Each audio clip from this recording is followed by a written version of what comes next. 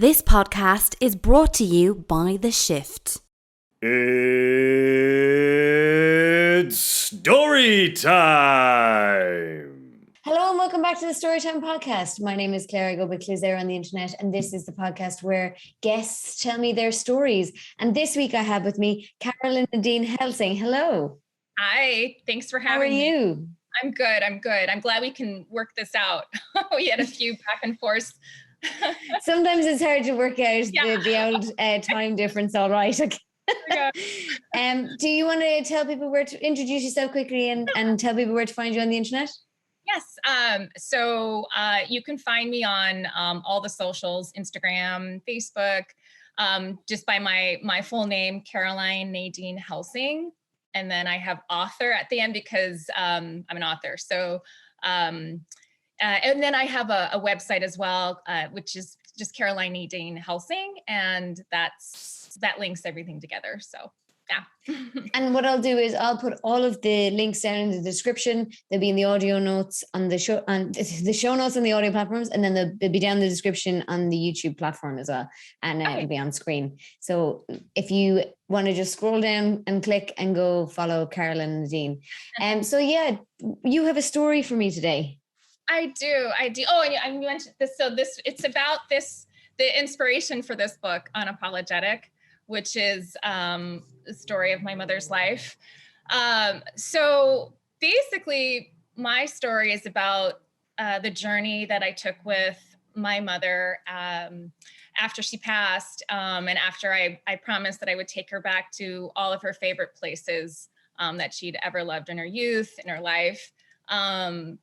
And it was a very emotional and beautiful experience to have with her, and it kind of brought me even closer to her after she passed, if that makes sense, because it was I saw the places through her eyes, and so my mother, I guess give you some backstory. So she was a complete character. She was kind of like a cross between Holly Golightly from Breakfast at Tiffany's, if you know that story, and or Auntie Mame. She was she kind of dressed like Moira from Schitt's Creek, even when she went to the grocery store. Yeah. So she was just unapologetically herself at all times. Originally from New York City, so loved glamour, loved fashion. And yet, I grew up in Hawaii. So when she met my father, they moved to an island in the middle of the Pacific, and lived there for 36 years. So she literally stuck out like a sore thumb. She was just very unique. She didn't, bake cookies or go to PTA meetings or, any of that. She wore sequins to the beach, and she kept her shoes in the oven because her closet was too small,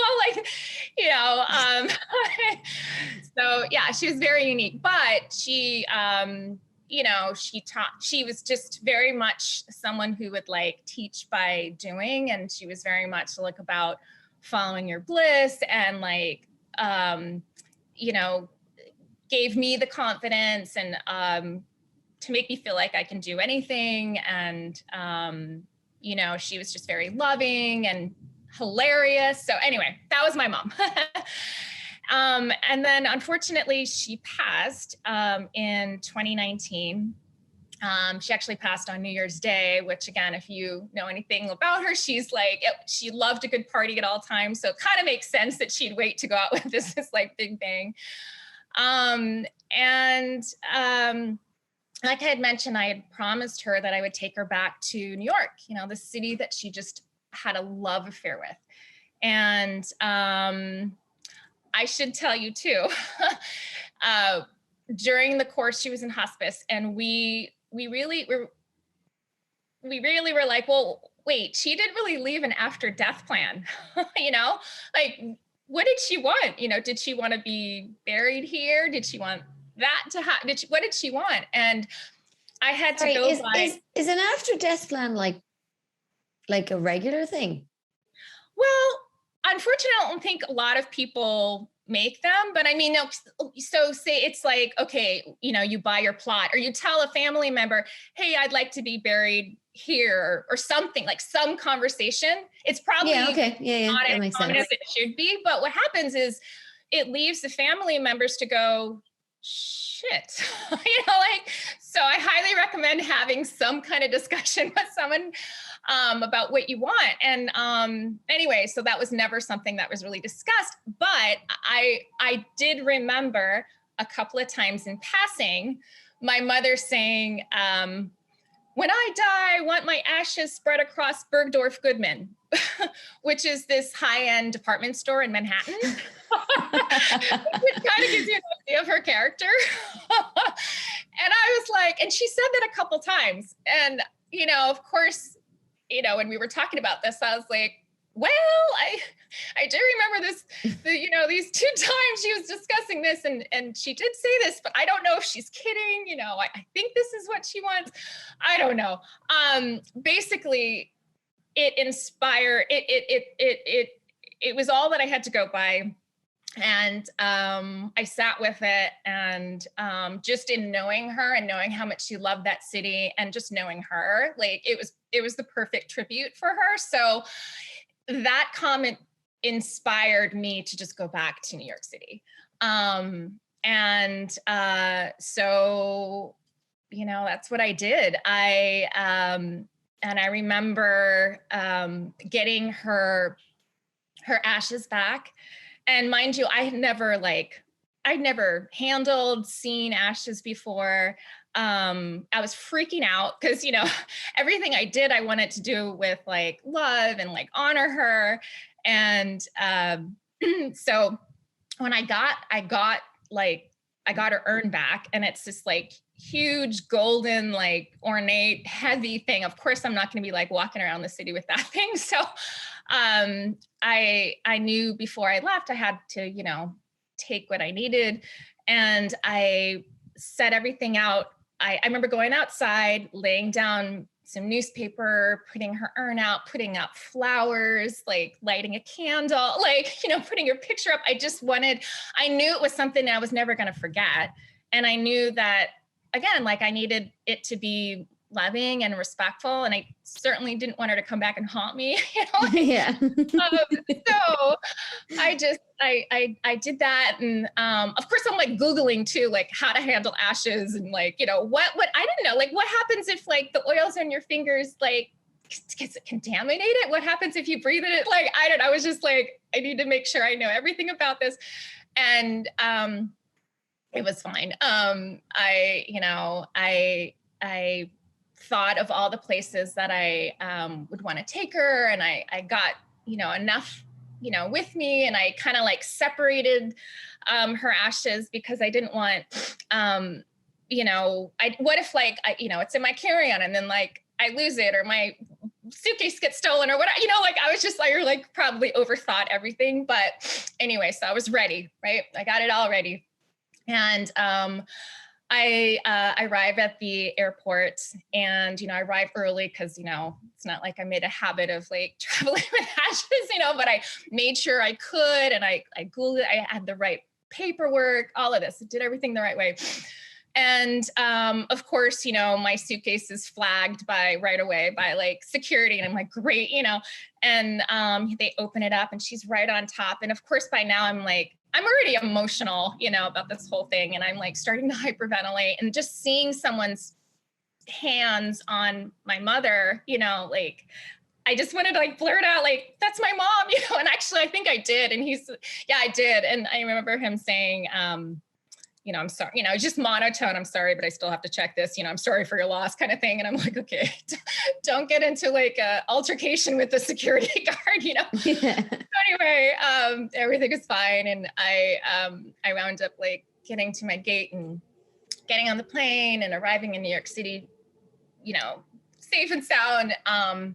And luckily my husband actually was already on the East Coast. And he was there for business. And so he met me like later that night, I got in early, and my best friend lives there, and so we were able to meet up, which was nice.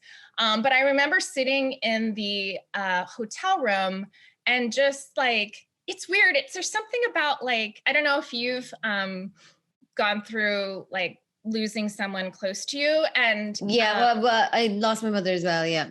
Oh my gosh, when was that? I think it's coming up on 10 years now. Yeah. Years. Okay. Yeah. It's interesting. You can retell stories, and then like, doesn't it just hit you where you just like, I don't know. For me, it's like, I mean, it's been a couple years now, 2.5, but I'll still like tear up over the weirdest thing. Yeah. So yeah, the pictures got me the other day. Actually, somebody was showing me pictures I'd never seen before, and I was like, yeah, I know. I mean, music does it for me too. For me, music. What's that? Music. Did you say music? Yeah.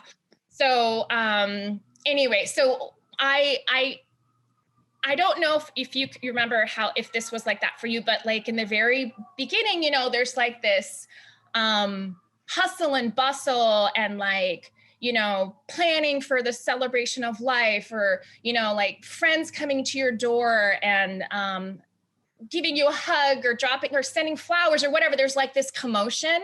Yeah.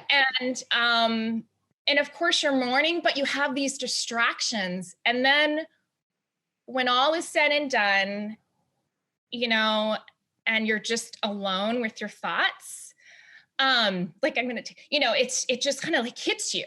And so I just remember thinking like, wow, I'm looking outside the window, on the street, and like, everybody's like, it's in January, and it's a new year, and there's this hustle and bustle, and people are getting off of work and, probably making plans to see friends, whatever. And I'm thinking, God, no, my mother died, you know what I mean? It's like, how can life still go on? This is so weird. I just had her hand in my hand. And anyway, so, I'm dealing with all that, but I know I had to meet my girlfriend downstairs. So my best friend comes to meet me, and I had already like, it was a crowded night, and I knew I probably looked like a lunatic, but I like had this framed, I actually have it right. I had this framed picture of my mom that I traveled with me the whole time.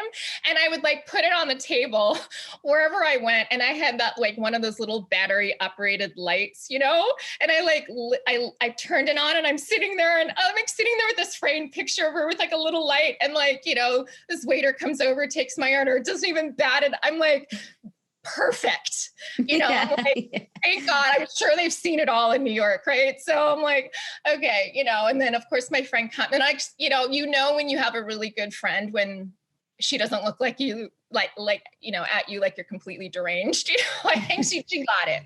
And so it was nice just to like reminisce with her about her, because she and I were, we met when we were in, I think, third grade. So she had known my mom very long. And anyway, she actually wound up helping me one day go through Central Park with her. And anyway, so my husband comes the next day. We embark on what I lovingly call, Operation NYC.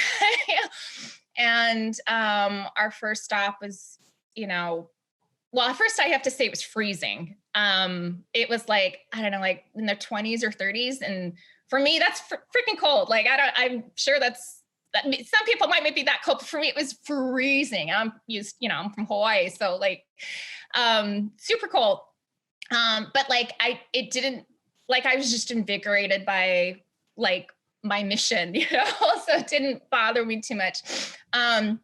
And I remember like we were right by the Central Park. And so we walked through there, my husband and I, and, we're like holding hands, and my other hand was in my pocket. And I'm like feeling that it's just such a weird, like thing, like juxtaposition of, here I am with by the way, we were only married for 4.5 months. So like this had all happened right, like so soon after we got married. And then I like sort of stealthily like sprinkle her along the sidewalk, he had no idea. And then we we get to the park, and there's like that skating ring, and I thought, oh, let's go here, you know. And then I thought maybe I would leave a little bit of her there, and then I realized, oh gosh, no, because she was always cold. I mean, I think she had the thermostat at like a comfy 87, 88 degrees at all times. Like she was freezing at all times. So I was like, oh God, no, okay, I'm not going to do that there. But he and I just skated around, and he's super athletic. So he was doing perfect geometric circles. I'm like, you know, waddling my way around the ice and like hoping I didn't break my neck before that tourney started, but like we survived. And anyway, so then we leave, and right on the other side of the park was Bergdorf Goodman and the Plaza Hotel and all these places that she had, talked about when I was growing up, and I had stories of with her. And so she may or may not be in the planters at Bergdorf, but basically, yeah, no, I brought her back to all these spots, and it was kind of like, you know, it's not like, I know she's not gonna, you know, be in these locations for all of eternity, but it's like more like the act of like going there. It was more the act of like returning, like a nod to, you know, who she was, and the life and experiences that she had. And I probably should also give some backstory too. Like she, the subtitle to my book is Tales of the Original Party Crasher, because that's kind of what she was. She used to crash all of the Hollywood premieres in New York City. And she was very good friends with Ron Galella, who is like one of the original paparazzi. So like he like shot everyone. And so when they were very young, they were good friends, and like he was just kind of starting out, and they would kind of like help each other get into these parties, because they would come in as a couple, and she'd be all like dressed up, or hair, you know, flowers, and like just like to the nines. And she'd like walk in and like hide his camera under the table, and then like, you know, sashay off to look for Sinatra or something. Like that was like her world when she was younger. So yeah, just kind of crazy stuff. So a lot of these programs from these events I came across when I was cleaning up her things in her home. And you know, it's interesting when you have like stories that someone's told you. They're kind of wispy. They're like, I mean, that's a story. I don't know. Is it true? Is it not true? Yeah. But you come across like tangible things, it makes it all the more real. Yeah. So I'm sure you've had that experience too. So yeah. So and so are her ashes then completely scattered all over New York, or? I have some too. I want to take her back to Hawaii as well, because that's, you know, some special places. But yeah. So you see, yeah. So it's not fully in New York. So there's still a little chance you can bring her back to Hawaii as well. Maybe on Fifth Avenue. Well, hopefully she's delighted that she got in to New York and to the shop, or may not have gotten into the shop. Thank you so much for coming on to share your story. Oh, you're welcome. It was Will fun. you please remind everyone where to find you on the internet and where to check out your book and everything else? Yes. So that journey kind of inspired this book and all the stories that I had with her. So it's Unapologetic Tales of the Original Party Crasher, which is on Amazon. And there are no photos in the book, because I thought your imagination would be that much more powerful. And I basically have them all on my socials. So if you go to Caroline Nadine Helsing, author, you can see her. There's stories and videos about just like this crazy, like lovely, funny, character that I called my mother. And yeah, so just Caroline Nadine Helsing, author on Facebook and Instagram. And yeah, it was so fun to actually tell you her story. So I appreciate you. Yeah, it was really interesting. All the links, by the way, will be down in the description, in the show notes on the audio platforms, and in the description box on YouTube. Thank you so much, Caroline Nadine, for coming on and sharing that story. If you are listening on an audio platform, please give us a review. It really helps us out in the OWL rankings. And if you are watching on YouTube, please consider subscribing. Thank you so much for listening. Thank you, Caroline Nadine, for joining. Thank you. And I'll see you in the next one. Bye. This podcast was brought to you by The Shift. For more like this, check out theshift.ie.